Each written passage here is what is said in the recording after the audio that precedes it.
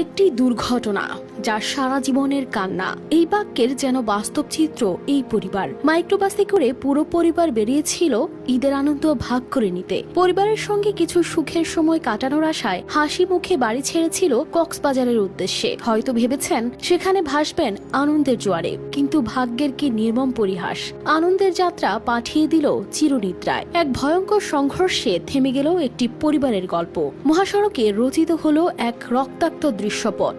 স্বজনরা ভাসলেন শোকের সাগরে। আর কোনো ফোন কল আসবে না, ঈদের দিন আর কেউ অপেক্ষা করবে না, কারণ পরিবারটির আর কেউই এখন বেঁচে রইল না। শাইনি চুলে এখন হবে সব হেয়ারস্টাইল। সিল্কোর দ্বিগুণ শাইনি চুল প্রতিদিন। মা বাবা সন্তান সহ মারা গেল একই পরিবারের 6 জন। বলছি চট্টগ্রামের লোহাগাড়ায় চট্টগ্রাম কক্সবাজার মহাসড়কের চুন্তি জাঙ্গালিয়া এলাকায় ঘটে যাওয়া সেই ভয়াবহ দুর্ঘটনার কথা, যেখানে যাত্রীবাহী বাসের সঙ্গে মুখোমুখি সংঘর্ষে দুমড়ে মুচড়ে যায় মাইক্রোবাসটি।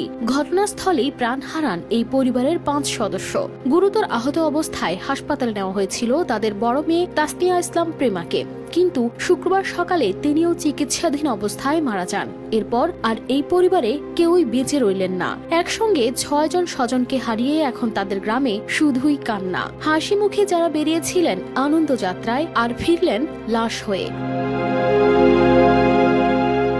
ওই একই দুর্ঘটনায় নিহত হয়েছেন আরেক পরিবারের 3 জন। 7 বছরের শিশু আরাধ্য বিশ্বাস একাই বেঁচে আছেন। হাসপাতালে শুয়ে শুধু কাঁদছে, খুঁজছে মা বাবাকে, অথচ কেউ তাকে বলতেও পারছে না তারা আর ফিরে আসবে না। সেদিনই মারা যান তার বাবা মা। আহত হয়েছেন মামা দুর্জয় মণ্ডল। বর্তমানে আরাধ্যকে উন্নত চিকিৎসার জন্য ঢাকায় নেওয়া হয়েছে, আর তার বাবা মায়ের দাহ সম্পন্ন হয়েছে ঝিনাইদহের বোরালিয়া গ্রামে। কিন্তু কে জানতো একটি দুর্ঘটনা কেড়ে নিবে এতগুলো প্রাণ।